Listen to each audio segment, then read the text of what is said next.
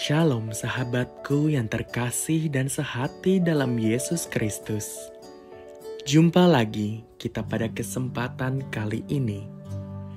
Mari kita siapkan diri dan hati kita untuk menjadikannya layak menyambut Tuhan, supaya kita bisa menjadi garam dan terang dalam kehidupan ini. Tentunya dengan bersama kita resapi Renungan Sabda Pendalaman Iman presented by BPK PKK KAJ.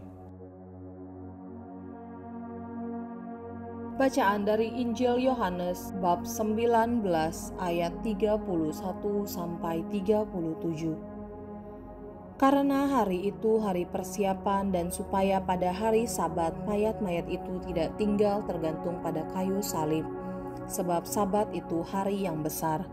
Maka datanglah para pemuka Yahudi kepada Pilatus dan meminta kepadanya supaya kaki orang-orang itu dipatahkan dan mayat-mayatnya diturunkan. Lalu datanglah prajurit-prajurit dan mematahkan kaki orang yang pertama dan kaki orang yang lain yang disalibkan bersama-sama dengan Yesus. Tetapi ketika mereka sampai kepada Yesus dan melihat bahwa ia telah mati, mereka tidak mematahkan kakinya. Tetapi seorang dari antara prajurit itu menikam lambungnya dengan tombak, dan segera mengalir keluar darah dan air.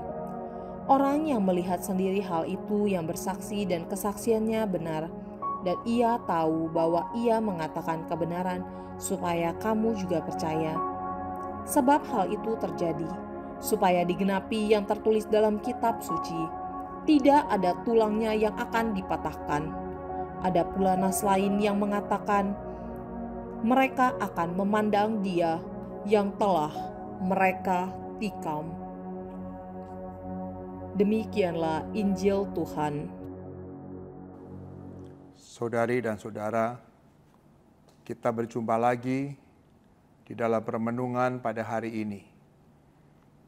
Pada hari ini gereja memperingati pesta Hati Kudus Yesus.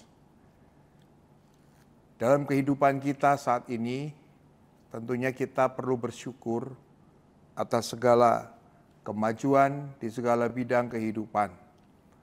Terutama di dalam bidang teknologi, kita bisa berkomunikasi dengan banyak orang. Dengan jarak yang begitu tidak bisa dibatasi oleh ruang dan waktu. Yang kedua, kita juga bersyukur dengan adanya kemajuan di bidang ilmu kedokteran, maka usia harapan hidup manusia itu menjadi semakin panjang. Tetapi pada saat kita semua berada dalam situasi dunia yang begitu canggih, yang begitu maju, kita seringkali melupakan ada kekuatan Tuhan yang harus menyertai kehidupan setiap manusia. Manusia lebih banyak mengandalkan kekuatan, pikiran, dan kehendaknya sendiri. Disinilah yang dikatakan bahwa banyak orang zaman ini, terutama di kota-kota besar, mengalami keterpecahan hati dan pikiran. Dengan kemajuan teknologi, manusia diperhadapkan dengan banyak sekali kemudahan-kemudahan di dalam hidup. Di sisi yang lain, manusia justru semakin terasing. Karena apa? Kita lebih mengutamakan keegoisan kita. Hidup menjadi dingin, hidup menjadi acuh tak acuh, hidup menjadi tidak tahu satu sama lain. Saudari dan saudara sekalian, pada saat hari ini kita semua diajak untuk merayakan pesta Hati Kudus, yang Maha Kudus itu, di mana hati Tuhan Allah di dalam perjanjian lama menunjukkan hati yang bisa terbalik, hati yang bisa berbalik dari segala kemurkaannya. Allah bisa murka secara bernyala-nyala, tetapi Allah tidak sampai hati untuk melihat Efraim binasa. Allah yang memiliki hati adalah Allah yang begitu mencintai umat manusia dan cinta Allah itu adalah cinta yang kekal. Permenungan yang kita dengarkan pada hari ini ada 2 poin menyangkut hati kudus Yesus. Yang pertama, mengapa kaki Yesus yang tergantung di atas kayu salib tidak jadi dipatahkan? Bagian yang pertama ini diawali dengan permintaan yang sangat sadis, yang sangat keji dari para pemuka agama Yahudi kepada Pilatus untuk memerintahkan supaya segera mempercepat kematian orang-orang yang disalib agar tidak menajiskan hari raya yang akan dirayakan. Intinya, permintaan ini ada satu tanda permusuhan yang terus berlanjut terhadap Yesus. Mereka ingin cepat-cepat menghilangkan Yesus dari pandangan mereka. Saudari dan saudara sekalian, realisasi dari permintaan para pemuka agama Yahudi terhadap Pilatus ternyata berbeda dengan diri Yesus. Pada saat para serdadu sampai kepada Yesus yang sedang tergantung di atas kayu salib, kaki Yesus tidak dipatahkan. Ini di dalam kitab Keluaran pasal 12 ayatnya yang ke-46. Domba Paskah itu harus dimakan di dalam satu rumah. Sedikit pun dari daging itu tidak boleh kamu bawa keluar rumah, dan tulangnya tidak boleh kamu patahkan.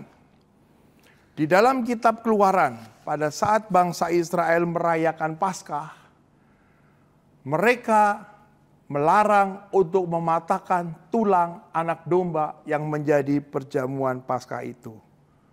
Demikian juga pada saat Yesus yang tergantung di atas kayu salib, dikatakan di dalam bacaan yang kita dengarkan pada hari ini, situasi kaki Yesus yang tidak dipatahkan terjadi sesuai dengan maksud Allah. Yohanes Pembaptis di awal Injil Yohanes menunjukkan Yesus adalah anak domba Allah. Saudari dan saudara sekalian, di sini ada satu hal yang bisa kita tangkap dengan baik. Yesus adalah orang benar. Yesus adalah sungguh-sungguh orang yang benar di hadapan Allah. Posisi kebenaran Yesus, Allah melindungi Yesus sampai pada kematiannya pun perlindungan Allah tetap dinyatakan bagi orang-orang yang menderita. Kondisi kaki Yesus yang tidak dipatahkan menjadi satu bukti bahwa orang benar sedang dibela oleh Allah. Seperti yang tertulis di dalam Mazmur pasal 22 ayat 19. Bahkan perlindungan Allah pun berlanjut pada saat jenazah Yesus diturunkan, Yesus dikuburkan dengan cara yang begitu syahdu, diberi rempah-rempah dan dikuburkan menurut adat orang Yahudi. Dan selanjutnya Yesus juga dimakamkan dalam kubur yang baru yang belum pernah digunakan. Poin yang pertama ini menunjukkan bahwa Yesus orang benar, Allah melindunginya. Karena itulah pada saat dunia mengatakan Yesus adalah orang yang bersalah, tetapi Allah mengatakan dia adalah orang benar. Sementara pemimpin Yahudi ingin segera cepat-cepat menghilangkan Yesus di muka bumi ini. Di sisi yang lain, kita masuk ke dalam permenungan yang kedua. Seorang prajurit yang sungguh-sungguh ingin memastikan tentang kematian Yesus, dengan tombak yang ada di tangannya, Dia memandang kematian Yesus dan dalam suasana penuh perkabungan yang akan mendatangkan janji akan roh kasih Tuhan sendiri. Artinya di sini pada saat seorang prajurit ini dengan memandang salib Yesus dan menikam lambungnya, sehingga dari lambungnya dengan sangat parah mengeluarkan air dan darah. Dua sisi yang bisa kita lihat pada hari ini. Di sisi yang lain, orang-orang ingin cepat menghilangkan Yesus dari muka bumi ini dengan cara kakinya dipatahkan. Di sisi yang lain, ada seorang prajurit yang hendak secara tenang memandang Yesus yang sudah wafat itu. Dan pada saat mereka memandang jenazah Yesus di atas kayu salib, tombaknya menikam lambung Yesus. Saudari dan saudara sekalian, dari tubuh itu mengalir darah dan air. Kembali lagi, penginjil Yohanes menyebutkan mengalirnya darah dan air ini seperti yang tertulis di dalam nubuat Nabi Zakaria pasal 12 ayat 9. Pada waktu itu aku akan bertekad untuk memunahkan segala bangsa yang menyerang Yerusalem. Aku akan mencurahkan roh belas kasihan dan permohonan atas keluarga Daud dan atas penduduk Yerusalem. Mereka akan memandang aku dan telah mereka tikam.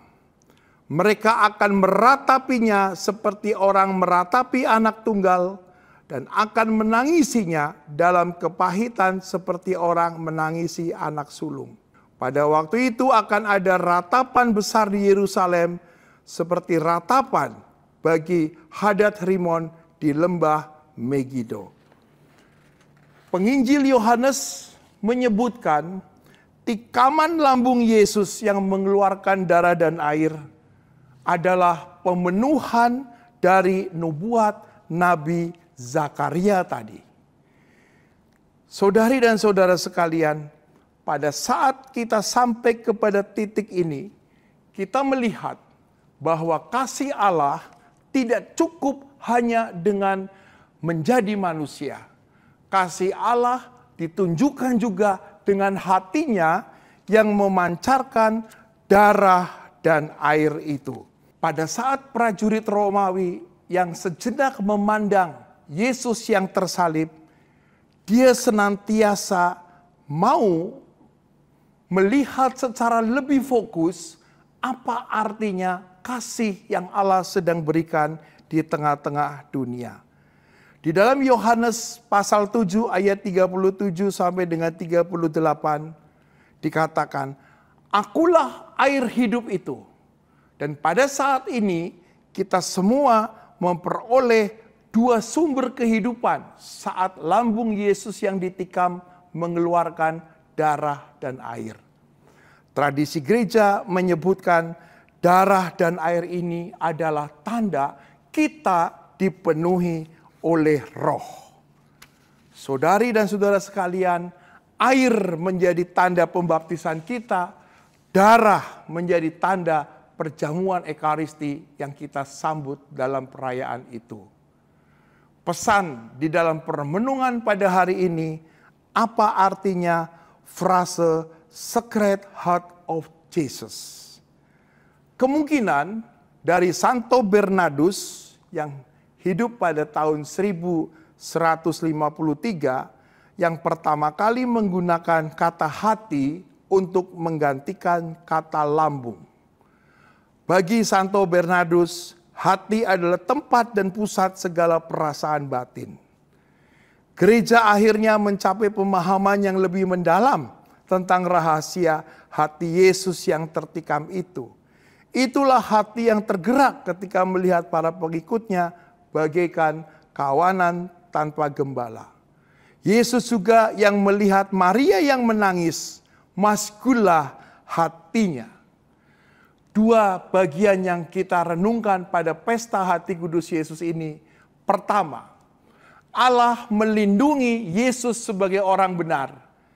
Karena di dalam kematiannya seperti anak domba, di mana tulang-tulangnya tidak dipatahkan.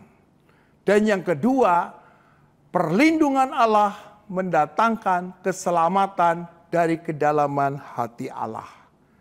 Sebagai bagian penutup dari permenungan ini, ada satu kata dalam bahasa Latin, Miserior super turbam. Hatiku tergerak oleh belas kasihan.